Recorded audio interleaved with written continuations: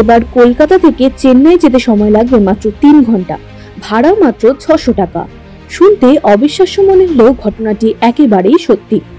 IIT মাদ্রাসের incubation সেলের সহায়তায় এক স্টার্টআপ সংস্থা একটি উড়ন্ত সমুদ্রযানের নকশা তৈরি করেছে। সেই যানে চড়ার স্বপ্ন খুব শীঘ্রই বাস্তব হবে বলে দাবি করেছে ওয়াটারফ্লাই টেকনোলজিস নামের সংস্থাটি।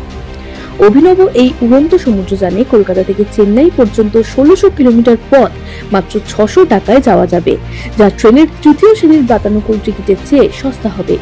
যানটি সমুদ্রের জলের খুব কাছ দিয়ে উড়বে। এর ফলে ডানার ঘর্ষণ কমবে এবং কম গতিবেগে উড়তে পারবে এই বিশেষ যান। সংস্থার পক্ষ থেকে কেবলমাত্র এটির নকশা উপস্থাপন করা হয়েছে।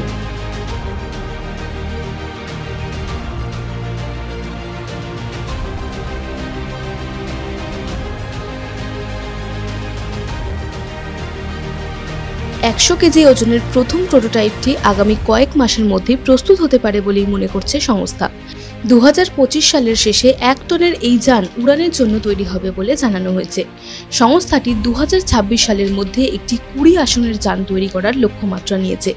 সেই উড়ন্ত সমুদ্রযান চেন্নাই থেকে কলকাতা যাতায়াত করতে সক্ষম হবে। একটি সাধারণ এয়ারবাস বা বোয়িং বিমান কলকাতা থেকে চেন্নাই যেতে 2.5 থেকে 3 টন খরচ সাপেক্ষে প্রতি কিলোমিটারে প্রায় 95,000 টাকা ব্যয় হয়। তবে নতুন এই উড়ন্ত সমুদ্রযান এই খরচ উল্লেখযোগ্যভাবে কমাতে পারে, যার ফলে টিকিটের দাম কম হবে বলেই আশা করছেন এই সংস্থার কর্তারা।